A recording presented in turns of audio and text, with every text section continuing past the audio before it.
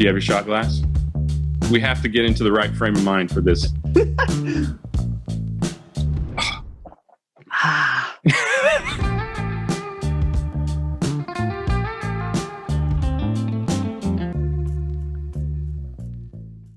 Hey, welcome to Tequila Sunrise.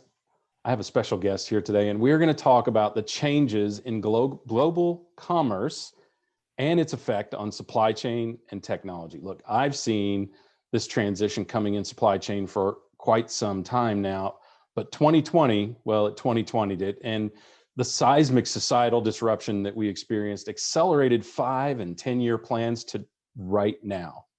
In this episode, my guest, Cyndi Lago, and we're going to give you some valuable insights to help you along your supply chain and technology journey.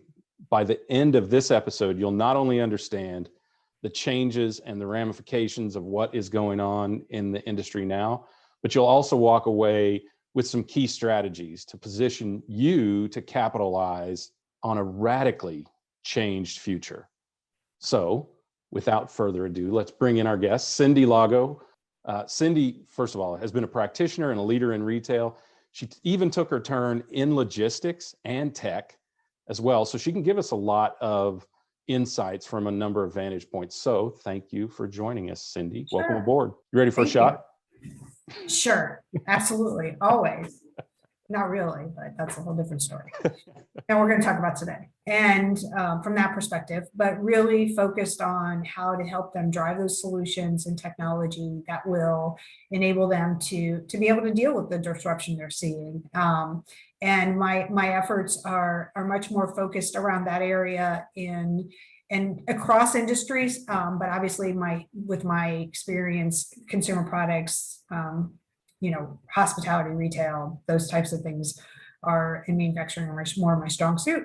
But have been here. I'm very excited to be here. Very excited for this new opportunity. And before that, as you've alluded to, and I'm not going to bore people with my past history, been working throughout the industry and supply chain pretty much after I got out of college. So looking forward to the conversation today. It's been exciting. It's exciting for supply chain to be something everybody really realizes now. I always joke, and you know my line, which is if it's not in your hands, it's not a happy customer, and it hasn't went through a supply chain. So, right. All the e-commerce people out there who make great websites can't, make the customer happy if they don't receive it. So that's our job. And, I think that seeing what's going on in the industry, seeing everything that we've seen from a disruption perspective, and seeing who can adapt and who can't, and how they're adapting is really important for people to look at and try to help solve. So let's talk about that a little bit. So you, as you said, your expertise is predominantly from the retail side of things, but retail and distribution and manufacturing and even sourcing, they're so closely tied these days. And this disruption hit every aspect of that. I mean, I can't think of an industry where you haven't had some level of disruption, either good or bad, and it hasn't, kind of shuttered out throughout the entire industry. So if you think about that, who is really being the most impacted by this changing commerce? People are doing e-commerce more and more. I mean, the rates of e-commerce are up incredibly, but who is most impacted by that and the ramifications on supply chain and tech? So what I would say is at the end of the day, I think the consumers are being the most impacted. They are the ones that changed their buying habits. I know people think, well, my company's been severely impacted, but it's really not been just that. It's been the consumers, and it's been how are they dealing with it, and what are they going to do in the future to better, adapt their buying habits and how they're buying, and how are you going to react to that is certainly the next piece of it. But I think, understanding that, and I think for consumers out there, I don't know if they've realized, but you're paying for a lot more shipping than you ever paid for in the past. Yeah. So I do think that the whole model from a company perspective certainly has a huge impact, but because the consumer's behavior has been forced to change so much, it's now forcing the companies. But I think it starts with that. Yeah, undoubtedly. So if you think about how this has impacted consumers, I'd like to get later to how sustainable you see that being in the future. But where have you been able to, from your perch, right? I mean, you were working at a consulting firm before. Have you seen a segment of the population? Is it the change greater in the US and Europe, Africa, wherever, or can you figure out where this has impacted people the most? I don't think you really can. I think what you do see is it has impacted countries differently. I mean, it's impacted different parts of the world differently, right? And people have taken different, the reason I don't think you can is because people have taken different stances, right? The way that they're dealing with it in Europe is very different than the way we deal with it in the Good United point. States. So so from what I've seen in the market, it's not like you can take those differences. Now, I think there seems to be gleaned from each country that they're and how they're doing it. And like, for example, I know that a lot of people, the world looked at Asia and to see how Asia was going to recover as they were moving, moving forward and what was Asia doing. But, certainly I think it just depends on, those individual countries, what their policies are and what their procedures have been to put in place. And I think so. It's impacted everybody to an extent the same way, but then I think there's differences by country as well. I think you nailed it, and that there is no real universality of impact, because it really has to do not even with the pandemic itself, but the response, right? The response by governments or individuals, even, as to how they decided to treat or act in the face of this thing. And in some countries, the lockdown was much more strict, in some much less strict, and then of course in the U.S. Again, I think people think of the U.S. as a country, but it's really a collection of 50 different cultures. Right. And it was left to the states here, so that even in the U.S., the impact was dramatically different state by state. So exactly. And the way that each state dealt with it. I mean, look at the school closings, right? Some people are back in school, some people, they're not, they don't even know when they're going to go back, if they're even going to go back this year, right? So it's just, it's a very different culture based off of, or very different based off the culture, what is going on from a governmental perspective. So I think it is certainly, impacted everybody, but to how it's impacting them, I think it's all a little bit different. And even in your individual families, you meet people that's families have been significantly impacted, and people who, have had family members that had it, but they're not as, haven't had the issues that other people have had. So it's a very, as universal as it is, it's still very personal. And, all of our thoughts or prayers are with those people that are being impacted by it, for sure. no doubt.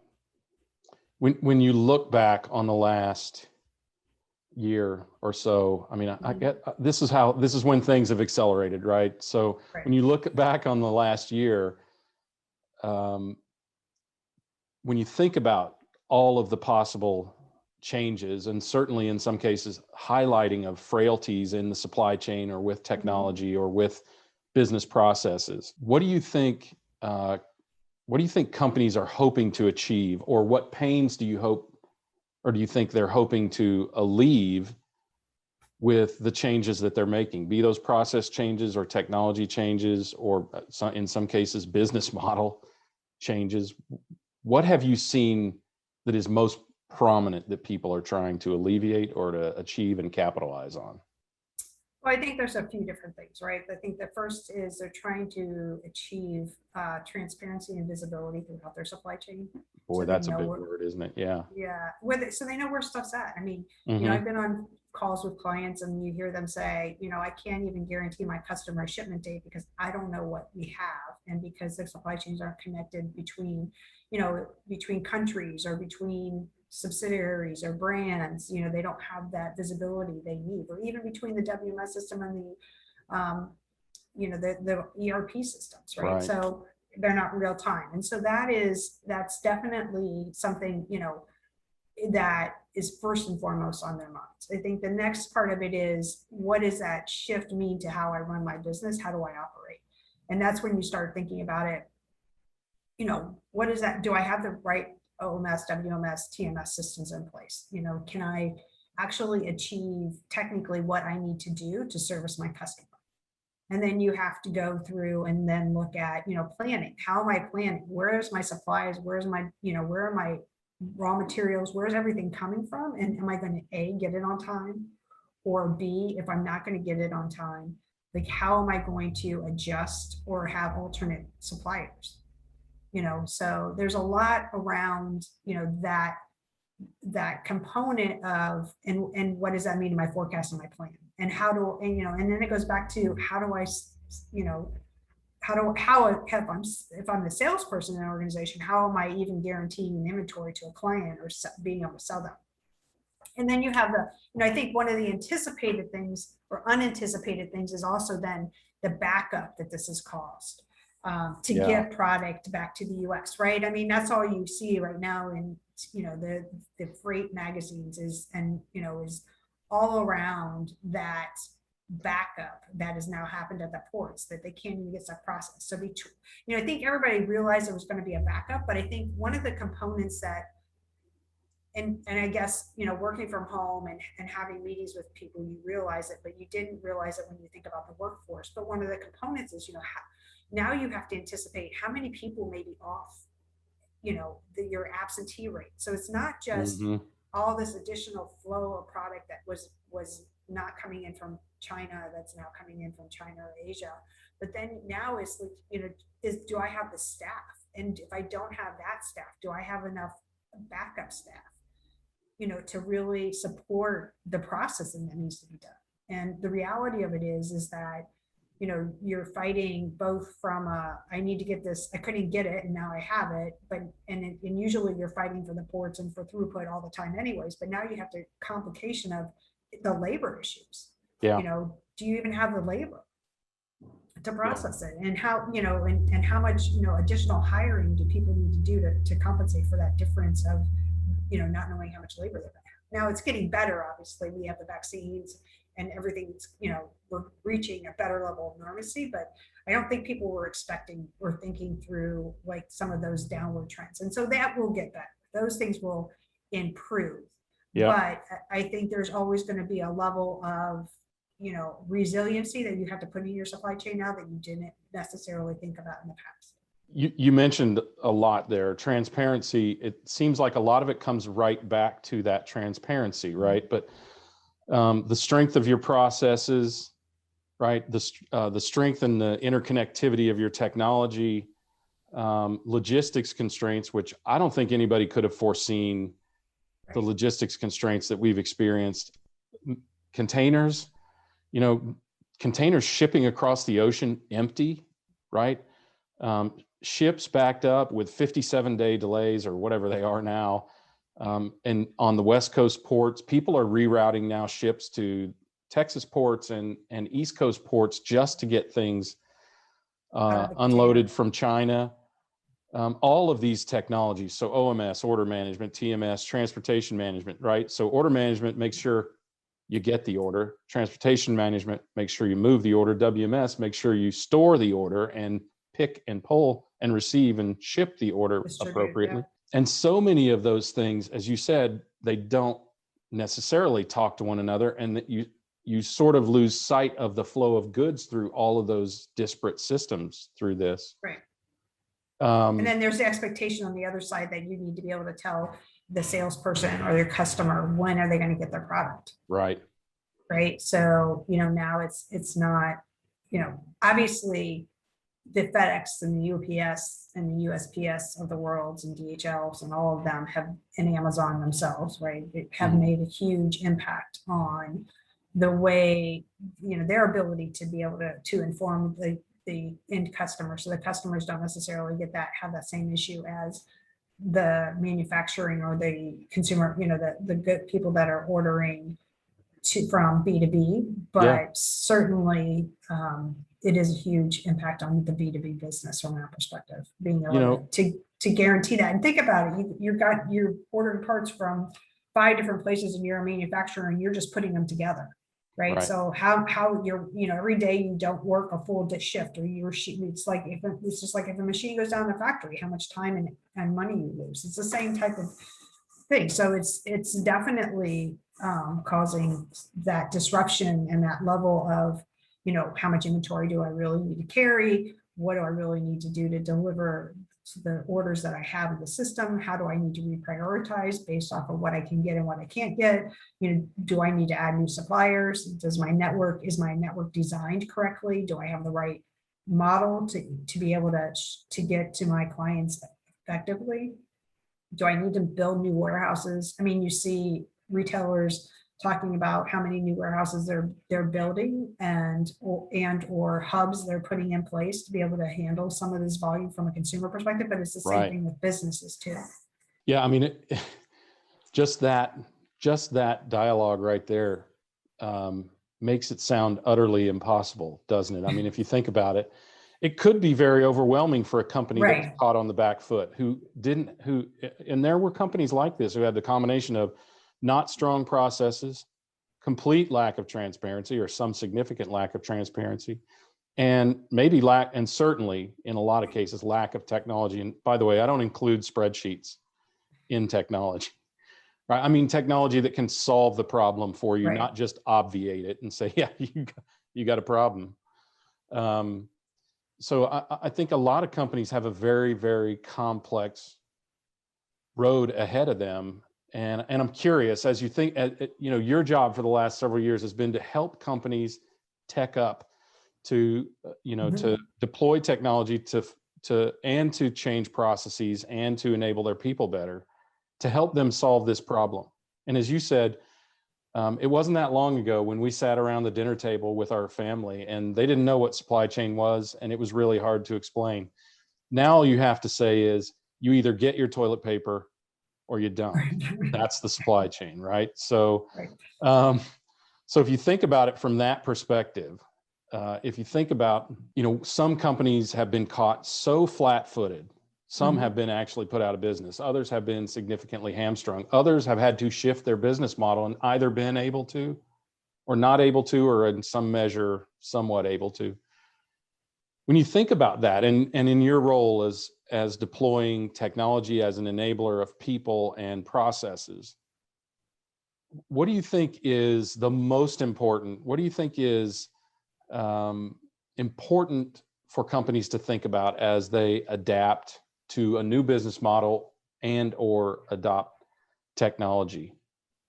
Well, I think first of all, they need to make sure they have what their strategy is going to be and align on that, because in some cases, your strategy needs to be different based off of your customers.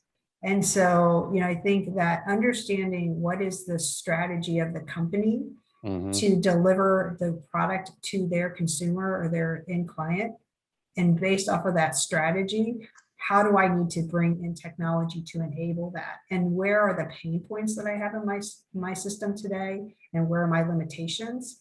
And then prioritization of those limitations and how do I attack them? And, and then you have to understand what the dependencies are, because maybe something has to be attacked before something else, or, something's a quick hit, so you can take care of it first. But, it's really, it's really easy to want to throw everything up against the wall to try to figure out how I can fix this.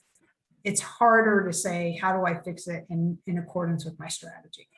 And that's how it needs to be fixed, because long-term, you still are going to have your business strategy. And what is my business strategy 3 to 5 years from now? And what do I need to be? And who do I want to be? And I think that is really, what you have to do. And then, you got to look at what it needs to be enabled to make that happen. What do I have today? What do I not have? What do I need to grow? And what's it going to take to improve what I have in place? And it's that realization of walking it through from a perspective of, those baby steps, if you will, right? Of how to do it. because, and then you have to think about, do I need to start a greenfield implementation? Do I need to do a brownfield implementation? Is it totally just, I'm just going to keep the system I have, but I'm going to upgrade it? And Is there's that a lots brownfield implementation? sometimes, because So what's brownfield's the kind difference of, between greenfield and brownfield, just out of curiosity? greenfield is brand new, right? Everything's brand new. Got it. Brownfield is more of a combination of not being brand new and being brand new. So maybe it's brownfield being that it's new to some people. You're keeping some of the things you do, but you're not keeping all the things you do, and things like that. So Got it. but it's but go ahead.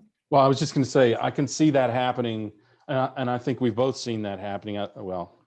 I speculate. You can confirm or refute, but I've seen that happening quite a bit, where people are, because it's expensive and it's risky, they're Right. not replacing ERPs as often as they used to be, and now they're finding new ways to layer this greenfield tech on top of a weak spot in their ERP. WMS is a great example. I think forecasting, planning, allocation, replenishment, all of that, those are great examples. S&OP are often good examples. I don't know, but Right. there's lots of ways to let an ERP do what it's really good at, which is mostly finance, and then layer on some of those other technologies. Are you seeing companies do more of that? Oh, absolutely. It's completely, the day of one ERP being able to handle everything to solve all your problems is not where we're at. That's not saying that you don't have a system, an ERP system that has additional tools in the same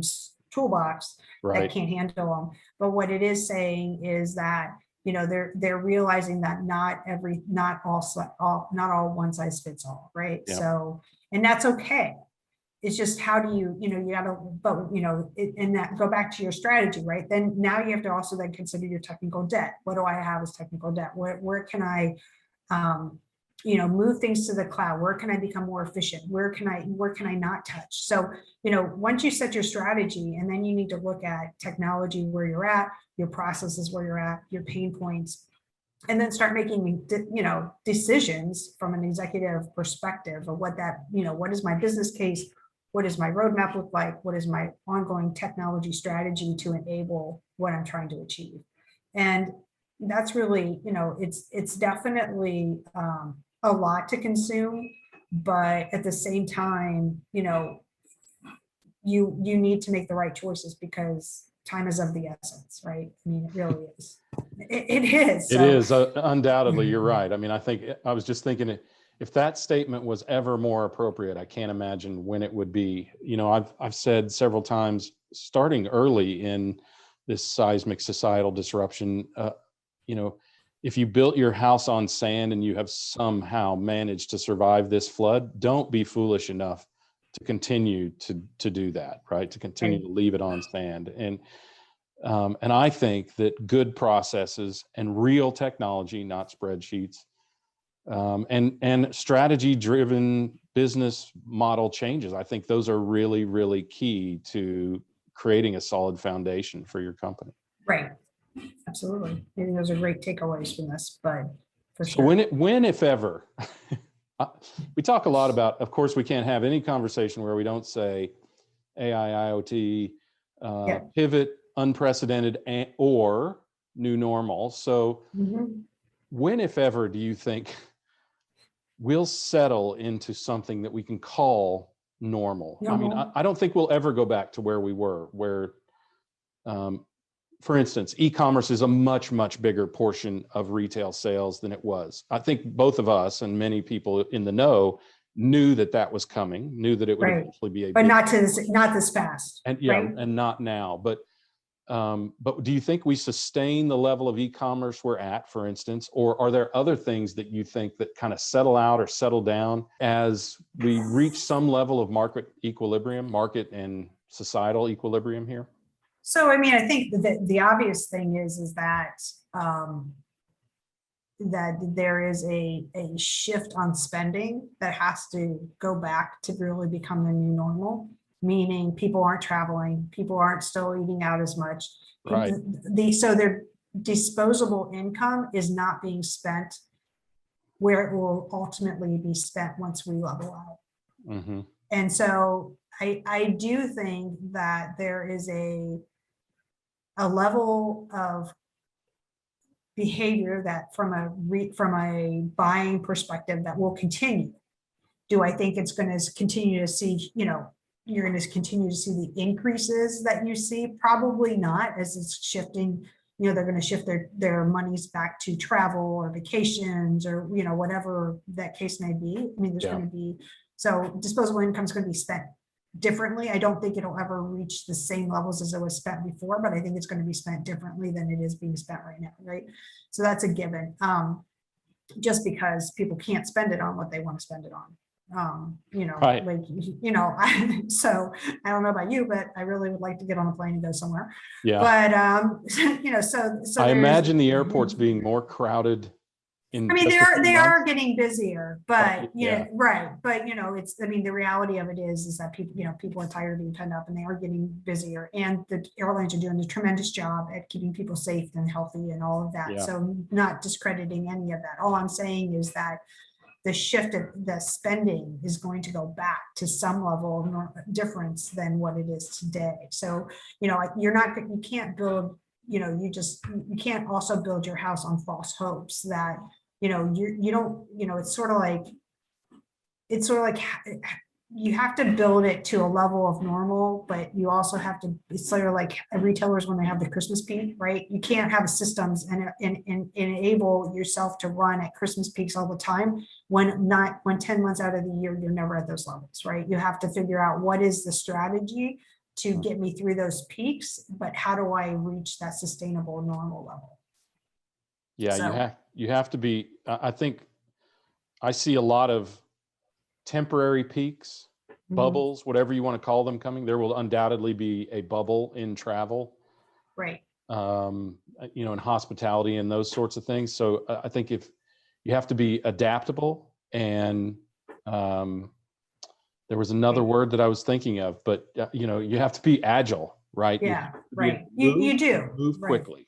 Right. I mean, I think those are the takeaways that you need to take away from this. It's not about today to project exactly what your sustainable levels are, but it's more about how do you build in resiliency, agility, and flexibility into your supply chain to deal with the disruptions. It's not about how you live to the new levels of normal, because we don't know what those are yet. And in some cases, they may never get back to where they were at, but it is definitely how do you use those resources and technology at your disposal, or things that you're looking to do that will enable you to build a flexible, agile, and resilient supply chain. Right? Yeah. So, and in some cases and I just read this the other day, and I don't remember where I read it at, but it's like, can you take links out of your supply chain? Can you shorten your supply chain? So how do you do that, right? I mean, so it's definitely, things that you need to think about, but you have to put that in context of the normalcy is going to continue to change, because right behind this, and right behind the pandemic, and still on the top of consumers' minds and customers' minds, is this whole feeling around being green and being environmentally friendly and being, better for the we still continue to see the consumer being concerned about the environment, and being concerned about being, all the things around that are important. So you can't just change for one fair thing. Trade, human rights, all of those things have come to the fore, right? As you mentioned earlier, there's so much transparency, not just in supply chain, but in the world. And I think people had time to sit down and study this for a few months, at least at the beginning, some more, but at the beginning. We saw the reduction, right? I mean, think about the reduction you've seen in emissions, right? Right. They're like, how can we sustain that now? Yeah. So, yeah. So that sustainability is something that, there's always, the reason you need to think about it as agile, flexible, and resilient is because it's always going to have something coming up to challenge you. And And yes, it's not going to be as seismic as you say, Mhm. hopefully, as what we're experiencing now, but there will always be something that comes up to challenge it. I think that's really well said. Like, new awareness, new capabilities, new freedoms, if you will, Right. are going to breed new peaks and bubbles and changes and Mhm. shifts and Right. right. I mean, yeah, I think that's a great observation. So, So yeah, I think that's really important. I mean, is there anything else, anything that's kind of top of mind that you just think needs to be heard or you need for- to say? no, I mean, Anything we haven't talked about here that you think, ought to be well, I mean, I think consider there's, going forward, right? right. Well, I mean, I think there's the whole workforce, right? We talked about that. We talked a little bit about the labor differences and shortages that you have to think about, but there's also the whole workforce. The workforce population is changing, and we as people that have been in the industry for a while, unfortunately, we lump ourselves together. Around 2 decades. And anyways, so I do think that, we also have to realize that people are working differently. They're working from home. They're not going to all go back to the office. There's going to be different ways of working and different ways of doing business. And so back to the conversation we just had around, what you need to build into your supply chain. You also need to think about your organization that you're putting in structure around it, because I don't think it's going to stay. It's also ebbing and changing as well. Yeah. Yeah, that's a really good point. I mean, I think if there was anything we didn't think too much about, it was workforce. I mean, think about how early in the shift, right? People were like, "Oh yeah, we can only have half as many people in the factory now." Right. Right. Well, So, right. Exactly. and like you say, I think some people, and we talked about this a little bit before the show. Some people, they don't want to work 5 days a week. They don't want to they don't want to commute. I almost forgot the term. I haven't done it in so long. They don't want to commute 5 days a week to the office. Right, They want right. and that flexibility. And we've proven that flexibility can be, if managed right, can be very productive, even more productive than an office environment, depending on the role. Right. Right. Exactly. And Exactly. what's interesting about all of this is I think you and I have worked in environments where it wasn't really news to us.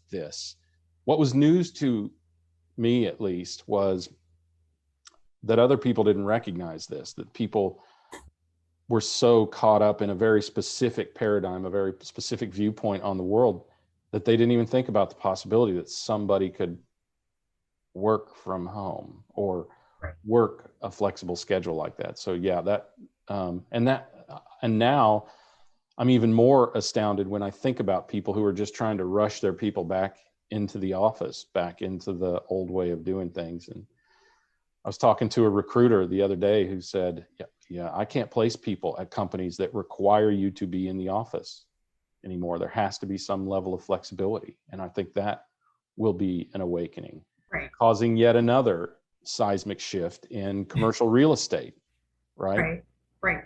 Absolutely.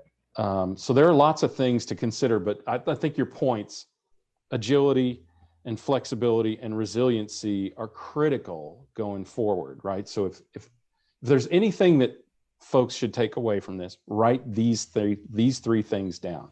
Cyndi said, Yes. Right? Your supply chain and your business at large and your corporate strategy need to be agile. They need to be flexible, and they need to have resiliency built in. Like you said, taking links out of the supply chain, that adds resiliency, fewer potential points of failure. All of those things are really critical, because as we experience these changes going forward, they will create, again, more of these bubbles, more of these changes and shifts that may or may not go back to normal, or may go back to some level approaching the previous norm, but they will certainly cause potential disruption in the meantime. Absolutely. So, well, I really appreciate that. Thank you for that insight. You're doing pretty good for someone who just got a new job. Hey, I try. I've been in the business for a couple of decades, I remember. So. Yeah, but just that, not just one that, day. not more, right? So.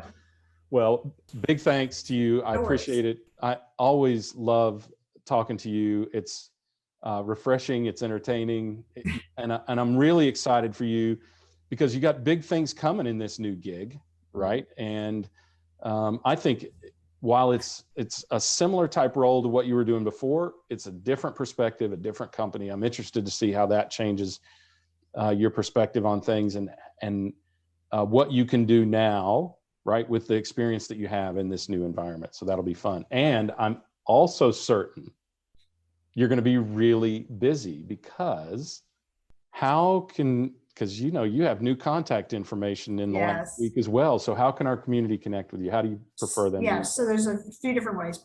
Connecting with LinkedIn is always the best. So Cyndi has the most unique spelling of Cyndi I've ever seen. Cyndi, right? yes. It's like your parents were dyslexic, or No, did my they? name was Cynthia. So Right. Okay. Which is the way most people get named Cyndi. yes. Right. And What's the it first makes three perfect letters? sense. Yes. Your family, very logical.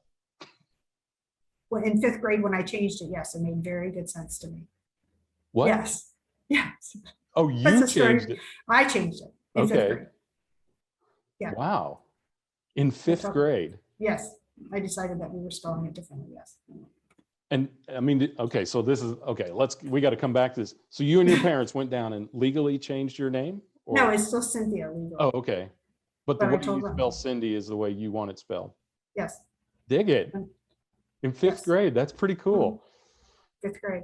That explains a lot, Cyndi. About that and I can, and that in my first sentence was I can do it myself. Yes, those two things explain a lot, don't they? They do. Don't they?